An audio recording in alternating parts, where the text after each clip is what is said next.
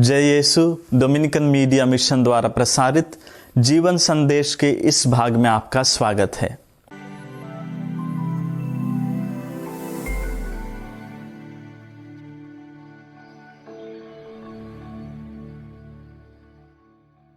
तीन जुलाई को हम प्रेरित थॉमस का पर्व मनाते हैं।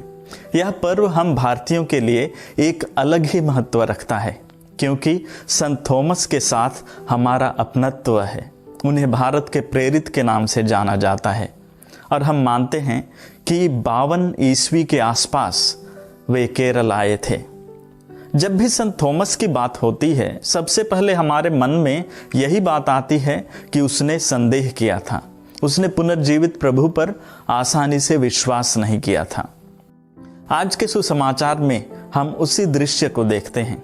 जब दूसरे शिष्यों ने उससे कहा, हमने प्रभु को देखा है, उसने उत्तर दिया, जब तक मैं उसके हाथों में कीलों के निशान ना देख लूं, कीलों की जगह पर अपनी उंगली ना रख दूं और उनकी बगल में अपना हाथ ना डाल दूं, तब तक मैं विश्वास नहीं करूंगा। प्रिय दोस्तों, संदेह को अक्सर हम नकारात्मक चीज मानते हैं, लेकिन संदेह हमेशा बुरी चीज नहीं है। मैं यहाँ शक की बात नहीं कर रहा हूँ। हम में से कुछ लोग दूसरे पर हमेशा शक करते रहते हैं, दूसरों को शक की निगाहों से देखते रहते हैं। उदाहरण के लिए पति पत्नी, प्रेमी प्रेमिकाओं के बीच अक्सर इस तरह की बातें होती रहती हैं। याद रहे, हद से ज्यादा शक जीने का हक छीन लेती है। यहाँ संदेह का अर्थ किसी व्यक्ति, वस्तु या अन्य चीजों को जानने की इच्छा से है। संदेह जो जिज्ञासा पैदा करती है। हमारे स्कूल में एक शिक्षक हुआ करते थे। पढ़ाते वक्त वे अक्सर कहा करते थे, कोई संदेह ज्ञान की ओर अग्रसर करता है। जब हमारे मन में संदेह हो किसी बात को लेकर, तभी हम उसके बारे में पूछताछ करते हैं और आजकल हम गूगल करते हैं और उसके बारे में जानकारी एकत्र करते हैं। इस प्रकार हमारे ज्ञान को बढ़ाते हैं। एक कहावत है, संदेह ही ज्ञान की चाबी है। अतः ज्ञान तक पहुंचने से पहले संदेह होना आवश्यक है। अगर हम इस बात को हमारे ख्रिस्त विश्वास के साथ जोड़ने का प्रयास करें, तो विश्वास से पहले मन में कोई संदेह होता है। जब वह संदेह मिट जाता है, तब हम विश्वास में पक्के हो जाते हैं। संत थॉमस के मन में वही कशमकश चल रही थी। संदेह और विश्वास के बीच में आंतरिक संघर्ष हो रही थी। संत थॉमस को संदेह क्यों हो रहा था? उसके मन में शंका क्यों हुई थी? सबसे पहली बात, अब तक कोई इस तरह मृतकों में से जी नहीं उठा था। यीशु ही एकमात्र थे जो पुनर्जीवित हुए थे। इसलिए उस बात पर विश्वास कर पाना किसी भी इंसान के लिए उतना आसान नहीं था। यूनानी दर्शन शास्त्री अरस्तु कहते हैं, दृष्टि ही हमारे ज्ञान का प्राथमिक स्रोत है। अर्थात जो हम देखते हैं उसी पर विश्वास करते हैं। हमने अंग्रेजी में वो कहावत भी सुनी ही है, सीइंग इज बिलीविंग। देखना ही विश्वास करना है। आंखों से देखी हुई किसी भी चीज को हम निसंदेह विश्वास कर लेते हैं। संत थॉमस भी वही कर रहा था। उसने संदेह किया ताकि उस संदेह के द्वारा निश्चितता तक पहुंच सके। उसके मन में शंका हुई ताकि आंखों से देखकर पक्का विश्वास कर सके। हालांकि संत थॉमस के मन में संदेह और विश्वास के बीच में संघर्ष हुआ।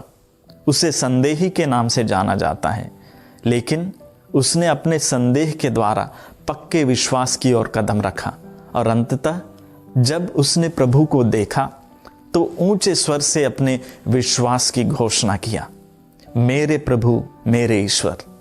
उस पक्के विश्वास की शक्ति देखिए। उसने हजारों मील तय करके भारत आया और पुनर्जीवित यीशु पर अपने पक्के विश्वास का साक्ष्य दिया।